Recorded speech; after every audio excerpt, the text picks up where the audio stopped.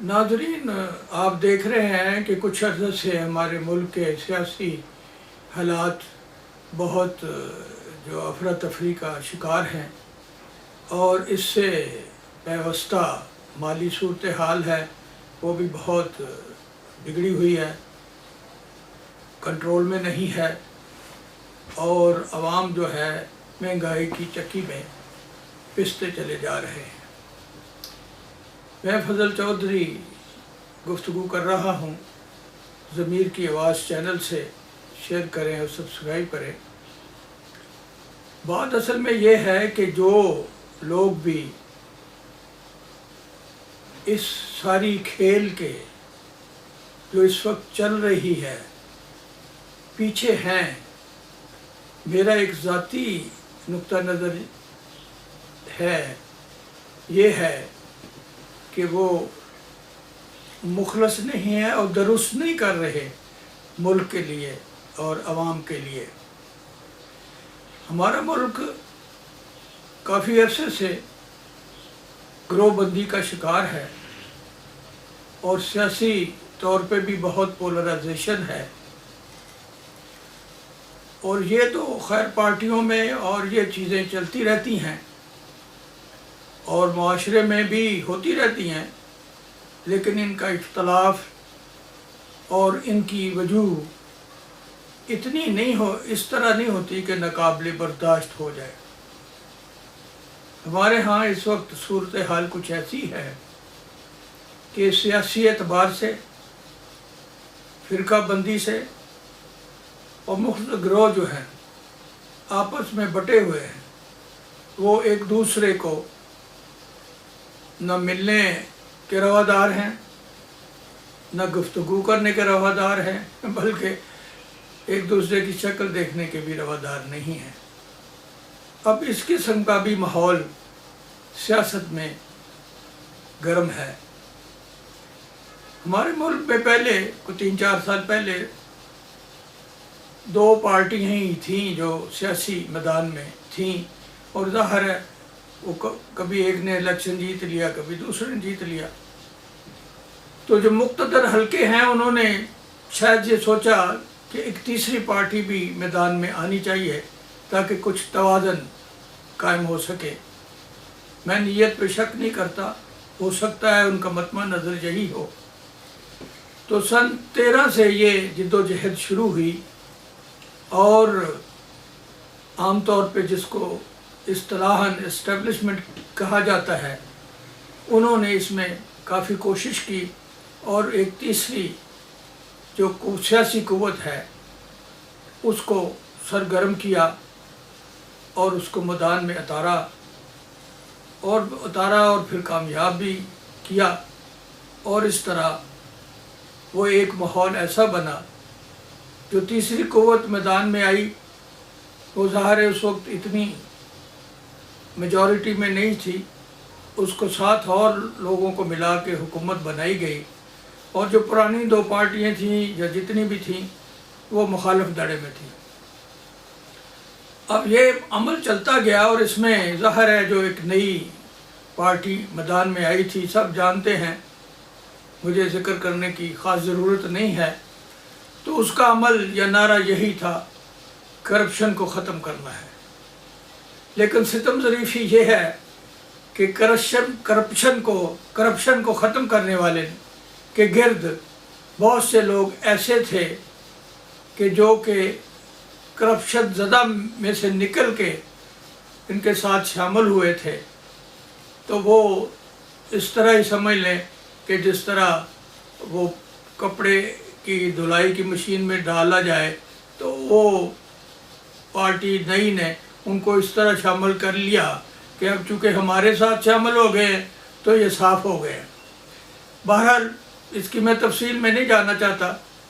तो तकरीबन सूरत हाल एक जैसी थी, लेकिन नारे का फ़र्क ये था कि करप्शन ख़त्म करनी है और जो मुखालफ हैं उन पर इल्ज़ाम ये था ये लूट के खा गए हैं, चोर हैं, डाकू हैं। ये स्लोगन चल रहा है, अभी तक चल रहा है और पूरे ज़ोर से चल रहा है। बहरहाल कुछ अर्सा ये जो नई क़ुव्वत मैदान में आई थी उन्होंने हुकूमत की, हालात को इस तरह बेहतर न हुए, महंगाई भी बढ़ती गई और गेम इनके हाथ से निकली, तो मुक़्तदर हलकों ने, जो कि अब मालूम हो रहा है, एक सोचे समझे एक तरीक़ाकार से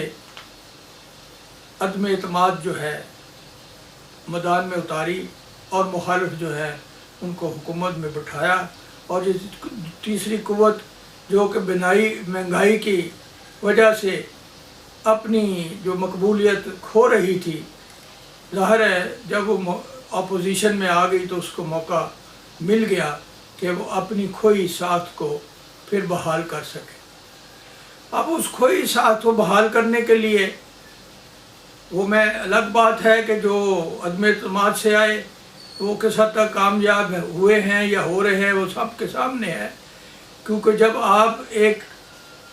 चीज़ को नामुकम्मल हालत में और इस तरह हो कि उससे असरात और ज़्यादा गंभीर मुरतब होने का इम्कान हो, छोड़ के जाएं, तो जिनके ज़िम्मे वो काम पड़ता है वो बहुत मुश्किल होता है कि उसको संभाल पाएँ। उसके लिए काफ़ी अर्सा दरकार होता है, लेकिन उस किस्म का माहौल बना नहीं है। बहरहाल जो अदम एतमाद से बाहर आए उनको मौका मिल गया कि अपनी खोई हुई मकबूलियत को बहाल कर सके। उन्होंने उसमें बहुत से तरीके बयानिए कह लें इस्तेमाल किए, जो कि आपने सुने होंगे और सुनते हैं हर रोज़ नए नए बयानिए, और जिससे आवाम जो है और मुख्तलिफ अलकाब से अपने मुखालफीन को पुकारना और उससे जो मजमा है उसको महजूज़ करना और उकसाना, ये हम सब कुछ देखते रहे हैं। मैं इस ज़िमन में ज़िक्र करता जाऊँ कि अल्लाह ताला ने इंसान को गुफ्तार की सलाहियत जो है, गुफ्तार की सलाहियत इस हद तक की है, और ये गुफ्तार की सलाहियत ही है जो इंसान को दूसरे जानवरों और उनसे मुमताज़ करती है। तो जो लोग इससे पे काबू नहीं कर सकते और उसको गुफ्तार को नहीं अपने उस एक मुनासिब अंदाज में पेश नहीं कर सकते, ज़ाहिर है वो इस जो अहलियत से महरूम होते हैं। तो ये एक चल रहा है तरीक़ेकार, इसमें अदारों को भी नहीं छोड़ा गया। अदारों के सरबराहान के ऊपर बहुत सी बातें बनाई गई, सुनाई गई, सुनते रहें, धमकियाँ भी थी, कुछ और थी। बहरहाल इस तरह जो है अदारों में कुछ इस तरह डिवीज़न पैदा हो गई, जो कि नई जो पार्टी थी उसके साथ थे और कुछ उसके हक़ में नहीं थे कि जिस तरह का माहौल पैदा हो रहा है ये दुरुस्त नहीं है। अब वो अदारों में तफरीक जो कि आम बाहर थी, अब अदारों के अंदर जो है वो तफरीक जो है आ चुकी है, और माहौल इस किस्म का है कि अदारों के अंदर कशमकश है जो कि नहीं होनी चाहिए। जैसे जुडिशल जो हमारी जुडिशरी है उसमें भी धड़े हैं, और जो मुक़्तदर हल्के हैं उसमें भी धड़े हैं, और वहाँ इसी तरह दोनों धड़ों की अब कशमकश है। जो इसके फेवर में है उनका ख्याल है कि ये कामयाब हों, और जो फेवर में नहीं है वो ज़ाहिर है वो भी इसी तरह इस कशमकश में, ज़ाहिर है वो जो मौजूदा लोग बैठे हुए हैं उनके लिए माहौल ऐसा साजगार नहीं है कि वो जो इस वक्त जो एक मुल्क की इकॉनमी है उसको सही रास्ते पे ला सके। और इंतशार इतना है कोई समझ नहीं आती कल क्या होगा, और अजीब नारे इस्तेमाल किए जाते हैं। कभी श्रीलंका का हवाला दिया जाता है, कभी मुख्तलिफ जो हिस्से में मुल्क का बटारा की नारा दिया जाता है। बहरहाल ये सारे चीज़ें जो है कि अच्छे शगन नहीं हैं, और ये एक अच्छी लोगों के लिए एक अखलाकी और अखलाक और किरदार के लिए अच्छा नहीं है। और जो मजमे में आते हैं अब वो इतने बाज़ पढ़े लिखे भी नहीं होते, जो पढ़े लिखे भी हैं वो ज़ाहिर है वो एक नए जो बयानिए वाले और एक नया बंदा जो बीन बजाने वाला हो और बीन भी बड़े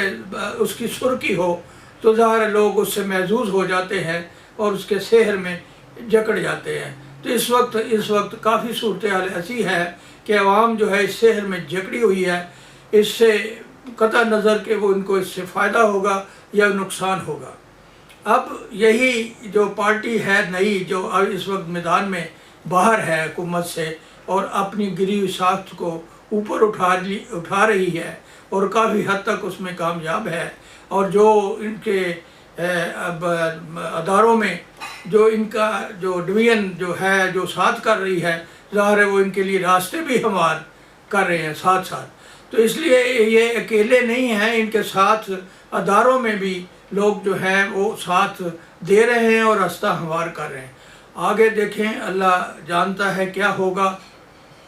کس طرح بات بنے گی، اور ہمارا ملک جو ہے کدھر جا رہا ہے۔ یہ اداروں کی تقسیم جو ہے یہ کافی خطرناک ہے اور یہ کوئی اچھا اندیہ نہیں ہے۔ تو اس لیے ہمیں اس پہ غور کرنا چاہیے، اور جو لوگ مقتدر حلقے ہیں اور جہاں جہاں یہ ڈویژن ہے، ان کو اپنے اداروں میں اپنے مقام کو پہچاننا چاہیے اور اپنے اندر جو ہے یکجہتی جو ہے اس کو برقرار رکھنا چاہیے، اور ایک نقطے پہ آ کے ان کو کھڑا ہونا چاہیے، اور اس ماحول کو جو باہر ہے اس کو اداروں کے اندر نہیں جانا چاہیے، اور اداروں کے اندر اگر باہر والا سیاسی ماحول جو ہے داخل ہو جائے تو ظاہر ہے یہ بہت خطرناک ہے، یہ کوئی اچھی نشاندہی نہیں ہے یا کوئی اچھا ہمارے لیے منظر نہیں ہے۔ سو اللہ تعالیٰ کرے کہ سوچیں جو ہے درست ہوں اور درست فیصلے کی توفیق ملے، اور ملک اس وقت معاشی لحاظ سے جس بھنور میں ہے اس سے نکل سکے۔ قطع نظر اس پہ کون نکالتا ہے، کس طرح نکالتا ہے، یہ الگ ایک معاملہ ہے۔